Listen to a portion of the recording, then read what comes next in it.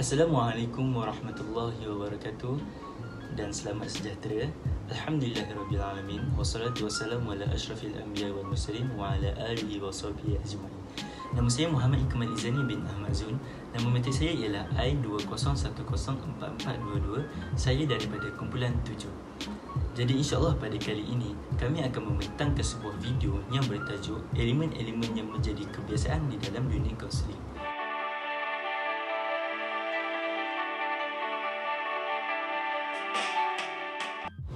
Berdasarkan tugasan yang telah diberikan oleh Cik Fadilah, kami diarahkan untuk menemubual sebanyak 2 orang kaunselor untuk bertanyakan kepada mereka tentang teori-teori yang digunakan oleh mereka sepanjang mereka berkhidmat sebagai seorang kaunselor.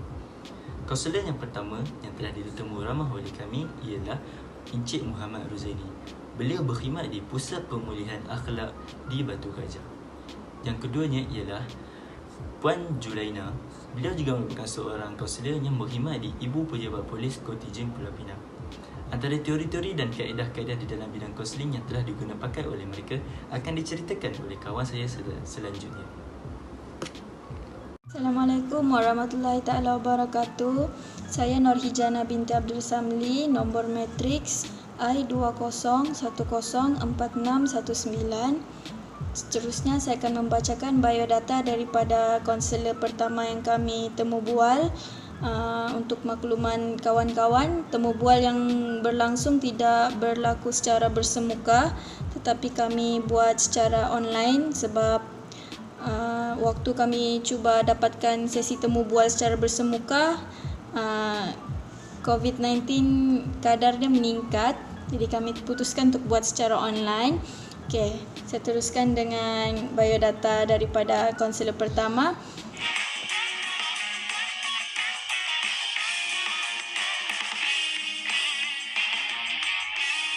Beliau bernama Muhammad Ruzaini bin Muhammad. Beliau berasal daripada Kelantan Darul Naim. Tahap kelulusan Encik Ruzaini adalah ijazah sarjana muda psikologi kaunseling dari UMS Sabah, dan beliau telah berkhidmat selama 5 tahun di tempat beliau berkhidmat, iaitu Pusat Pemulihan Batu Gajah. Seterusnya saya akan serahkan pembentangan kepada pembentang seterusnya untuk membacakan teori yang diaplikasikan oleh Encik Ruzaini semasa tempoh beliau berkhidmat sebagai kaunselor di Pusat Pemulihan Batu Gajah. Assalamualaikum warahmatullahi wabarakatuh. Nama saya Nur Ramadina binti Nur Izhar, nombor matrik I19304172. Jadi saya akan menerangkan tentang teori yang diaplikasikan atau yang digunakan pakai oleh kaunselor Muhammad Ruzaini bin Muhammad.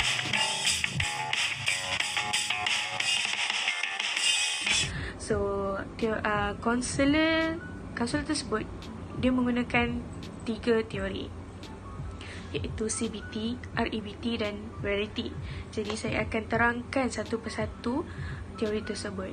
Jadi CBT atau Cognitive Behavioral Therapy, dia adalah jenis terapi bicara yang biasa. Ia merupakan satu bentuk psikoterapi yang mensasarkan untuk menukar bagaimana manusia berfikir dan bertingkah laku dengan tujuan menjadikan manusia berasa lebih baik. Jadi teori REBT pula ialah Rational Emotive Therapy, merupakan teori yang dibangunkan oleh Albert Ellis, di mana teori Rational Emotive pelakuan ini menekankan kepercayaan yang tak rasional pada diri individu yang menyebabkan berlakunya permasalahan emosi atau tingkah laku individu. Dan teori seterusnya ialah Reality. Teori Reality ini diasaskan oleh William Glasser. Teori ini menekankan bahawa manusia mempunyai kebebasan untuk membuat pilihan dan bertanggungjawab terhadap pilihan tersebut secara menyeluruh yang melibatkan komponen doing, thinking, feeling dan fisiologi. Jadi itu adalah 3 teori yang digunakan pakai oleh kaunselor Muhammad Ruzaini. Jadi sekian, itu sahaja daripada saya. Terima kasih. Assalamualaikum warahmatullahi wabarakatuh. Bismillahirrahmanirrahim. Assalamualaikum warahmatullahi taala wabarakatuh.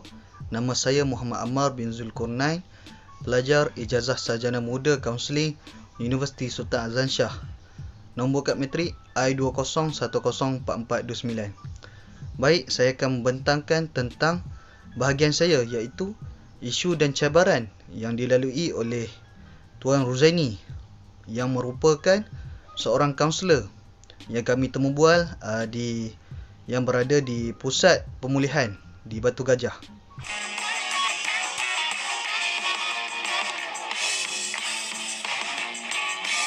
Isu yang dilalui oleh beliau adalah semasa beliau melakukan sesi kaunseling adalah banyak yang diceritakan ataupun dikongsikan oleh klien adalah terlibat dengan gejala dadah. Antaranya seperti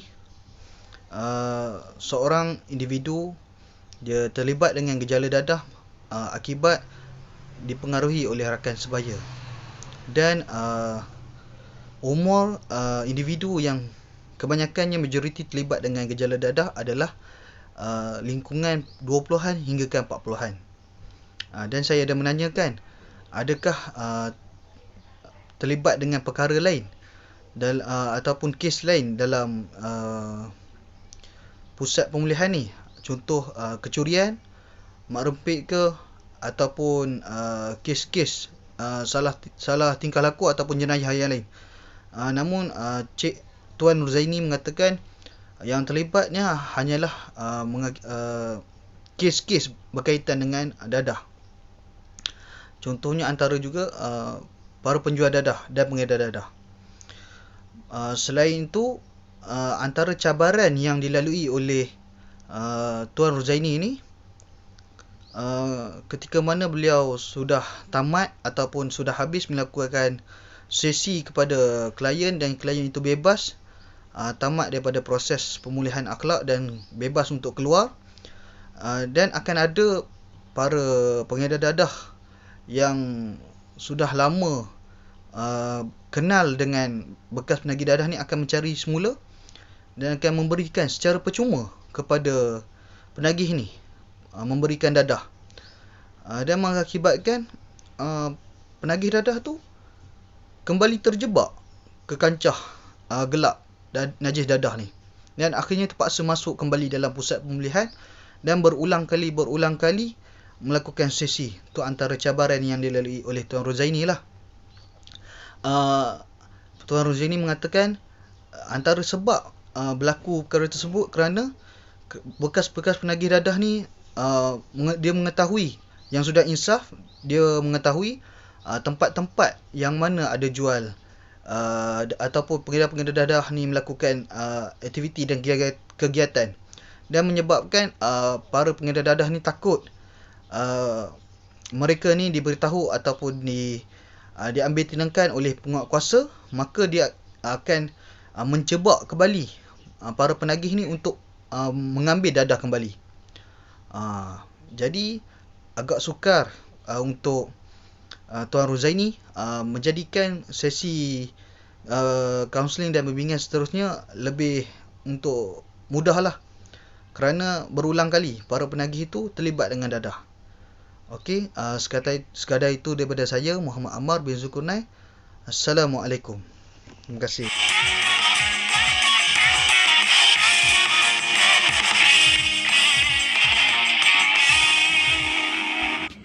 Kaedah kaunseling yang digunakan oleh Tuan Ruzaini ada 4. Yang pertama, individu, kelompok, psikopendidikan dan juga psikointervensi. Saya akan menerangkan mengenai kaedah yang pertama, iaitu kaedah individu.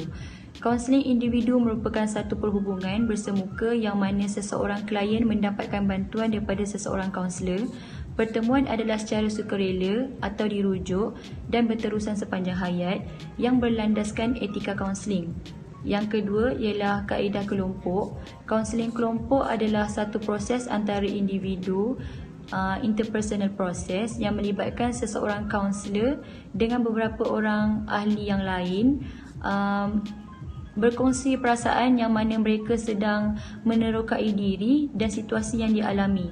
Proses interpersonal pula menekankan pemikiran yang sedar, perasaan dan juga kelakuan. Seterusnya ialah psikopendidikan. Psikopendidikan merupakan satu perkhidmatan pendidikan yang diberikan kepada pesakit mental dan juga ahli keluarganya bagi memastikan pesakit dan juga ahli keluarga saling memahami penyakit yang dialami oleh pesakit. Kaunselor memberi pengetahuan kepada pesakit mengenai apa itu penyakit, apakah punca penyakit, kesan penyakit, proses rawatan dan juga pemulihan emosi. Psikopendidikan juga diberikan kepada ahli keluarga untuk memastikan bahawa mereka juga memahami situasi dan emosi yang dialami oleh pesakit. Mereka juga diberi kemahiran dalam menangani sesuatu masalah. Yang terakhir ialah psikointerversi.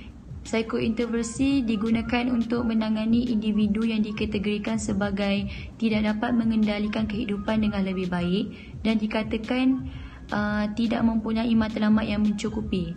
Boleh diandaikan juga seseorang itu dikategorikan bermasalah disebabkan cara berfikir semasa menerima dan memproses matlamat yang ada pada dirinya, dan seterusnya mereka tidak memikirkan kesan pada masa akan datang. Selain itu, psikopendidikan diberikan untuk mencegah daripada wujudnya masalah psikologi dengan lebih serius yang boleh menyebabkan kegagalan dalam mencapai matlamat pendidikan, iaitu dari segi melalui kaedah memberi, membincangkan dan mengintegrasikan maklumat dalam aktiviti yang dijalankan.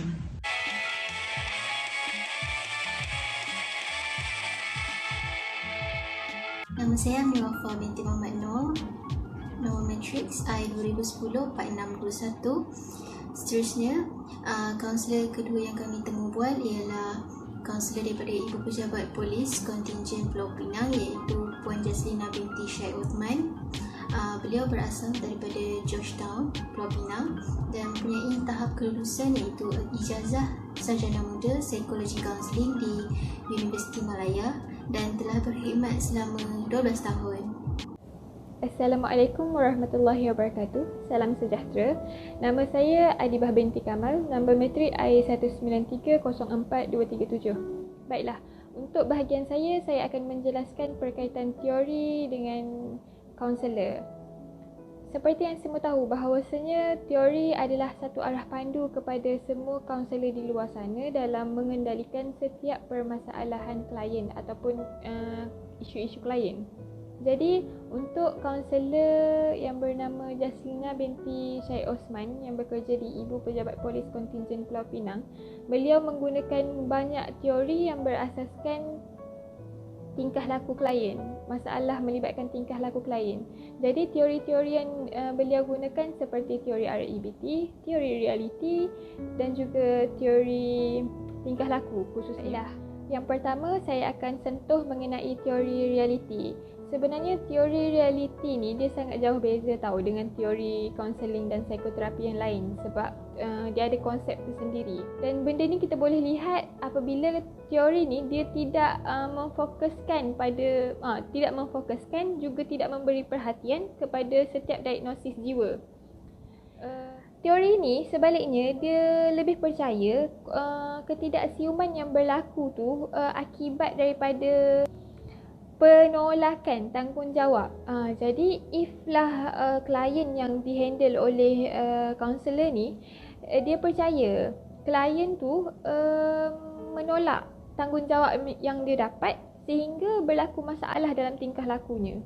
Dan sikap juga perasaan dia akan turut sama terpadan. Dan untuk setiap masalah yang melibatkan oleh tingkah laku setiap ahli dalam pejabat, setiap kaki tangan pejabat juga polis-polis yang ada di pejabat yang mengalami masalah tingkah laku mungkin akibat daripada penolakan tanggungjawab yang datang bertubi-tubi dan tidak seiring dengan kehendak juga kemahuan setiap manusia yang cuba untuk menghadapi setiap permasalahan tu dengan, maksudnya dalam melakukan kerja tu dengan satu kerja disebabkan oleh tanggungjawab yang datang tu terlalu banyak dan tidak tersusun dengan kehendak dia sendiri, kehendak klien tu, menyebabkan berlakunya kecelaruan tingkat, bukan kecelaruan, maksudnya isu lah dalam tingkah laku mereka, sehingga perlu di counselling ataupun klien tu sendiri berjumpa dengan kaunselor.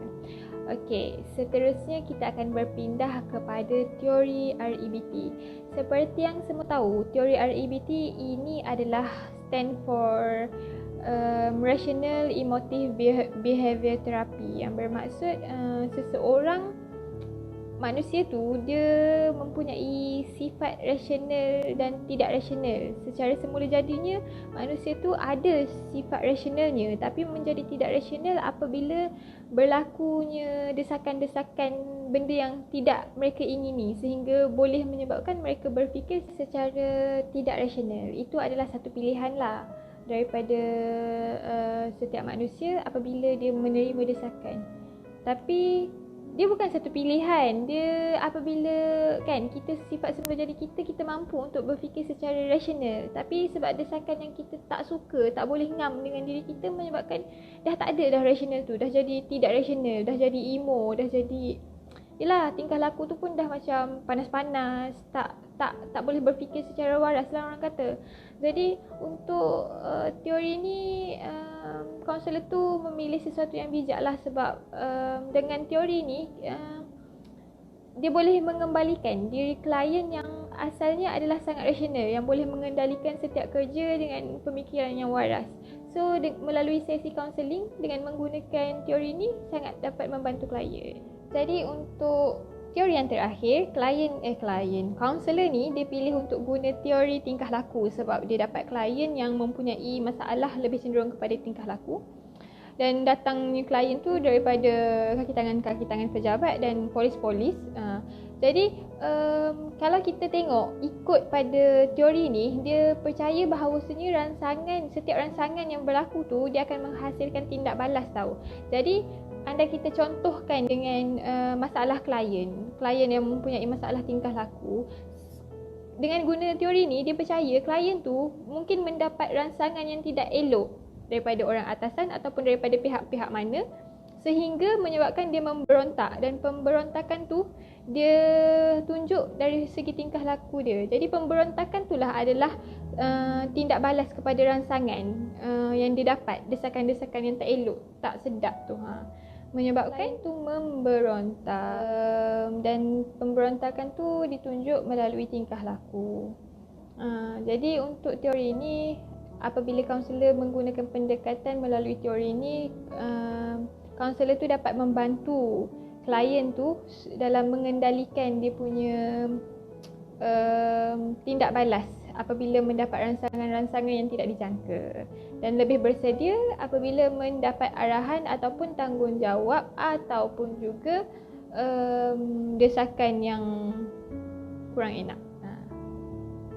Jadi klien tu boleh keluar daripada masalah dia. Ini kata akhir pada bahagian saya yang melibatkan teori yang digunakan oleh kaunselor di Ibu Pejabat Polis Kontingen Pulau Pinang. Beliau sebenarnya menggunakan dan menerapkan teori-teori itu sesuai seiring dengan personality kliennya dan sesuai dengan isu juga permasalahan yang dihadapi oleh klien beliau. Dan perlulah untuk setiap kaunselor juga para penuntut bidang kaunseling belajar dan menerapkan setiap teori itu bersesuaian dengan personality klien, dan perlu tahu personality klien, tindak balas klien, cara klien itu mendapat masalah. Jadi senang cakap, kaunselor tu dia perlu tahulah diri klien tu macam mana supaya teori yang digunakan tu tidak salah alamat dan sesi tu berjalan dengan lancar. Assalamualaikum warahmatullahi wabarakatuh. Nama saya Ilia Wardina binti Muhammad Zaki.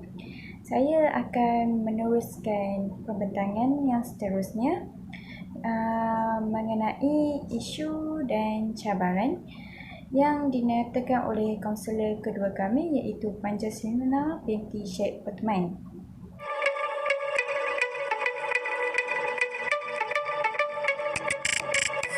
Antara isu yang dinyatakan oleh Puan Jaslina ialah tata kelakuan dan disiplin. Tata kelakuan ialah satu set peraturan yang menggariskan tanggungjawab atau amalan yang baik kepada individu atau pertubuhan. Okey, konsep-konsep yang berkait termasuklah tata etika dan tata mulia. Etika dalam kaunseling merangkumi etika kaunseling dan etika kaunselor.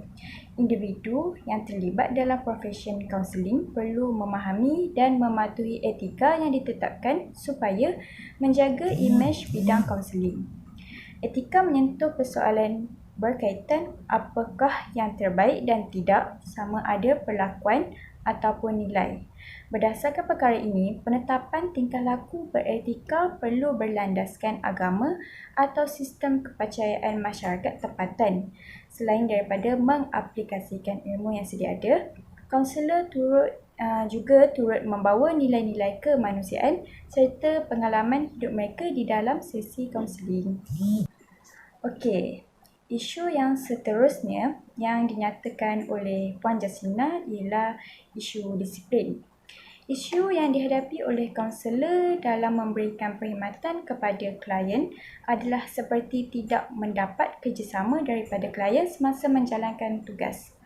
Ini menunjukkan sekiranya kaunselor tidak mendapat kerjasama yang baik daripada klien, maka hubungan terapeutik sukar diwujudkan. Malah menjadi suatu cabaran kepada kaunselor untuk membina matlamat atau objektif bersama klien, apatah lagi untuk mencapainya. Okey, seterusnya, cabaran yang dihadapi semasa berkhidmat ialah perlu sentiasa menguasai ilmu dan kemahiran dalam bidang psikologi kaunseling agar perkhidmatan yang diberikan relevan dengan peredaran masa. Sepanjang sesi kaunseling tersebut dapat berjalan dengan lancar dan tidak ada masalah yang timbul di antara klien dan kaunselor apabila kita menguasai ilmu psikologi kaunseling ini dengan baik, sama ada etika kaunseling, kemahiran asas kaunseling dan menggunakan teori-teori kaunseling. Hal ini kita dapat membina matlamat dan objektif bersama klien, apatah lagi mencapainya. Okay, sekian. Terima kasih. Hai, Assalamualaikum warahmatullahi wabarakatuh. Nama saya Lailatul Jaizah binti Zakaria. Nombor kad matrik I20104358. Sekarang saya akan menceritakan tentang kaedah yang telah digunakan pakai oleh Puan Jaslina binti Othman semasa sesi kaunseling. Kaedah ini digunakan bukan sahaja untuk menyelesaikan masalah, malah untuk memberi pendapat dan mencelikkan akal kepada klien.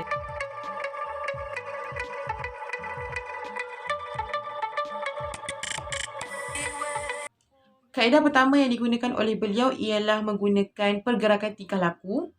Kaedah ini digunakan dalam beberapa perkara seperti dalam sesi individu ataupun sesi kelompok. Sebagai contoh, kaunselor akan melihat pergerakan tingkah laku yang telah dipamerkan oleh klien agar kaunselor dapat menilai klien tersebut. Kaedah ini juga boleh digunakan dalam psikopendidikan dan psikointervensi. Kaedah kedua yang digunakan oleh beliau ialah imagery mental dan imagery emotif. Imagery mental adalah imej yang terpapar dalam minda, tetapi mereka seolah-olah melihat perkara tersebut berada di depan mata. Dalam kata lain, kita boleh katakan sebagai bayangan dalam minda. Selain itu, ianya juga boleh digunakan dalam latihan ataupun pertandingan. Imagery mental juga adalah boleh kita katakan sebagai ulang tayang. Ulang tayang ini adalah antara perkara yang positif ataupun negatif. Latihan imagery mental juga boleh digunakan sebagai pemulihan kecederaan dan bila-bila masa sahaja latihan fizikal tidak dapat dijalankan. Kemampuan menggunakan imagery yang bersesuaian dengan matlamat individu adalah kunci utama untuk melihat sama ada berkesan ataupun tidak imagery ini dalam mengembangkan prestasi diri. Maka sebagai kaunselor, Puan Jaslina telah menggunakan kaedah ini untuk membantu klien dalam mengembangkan diri.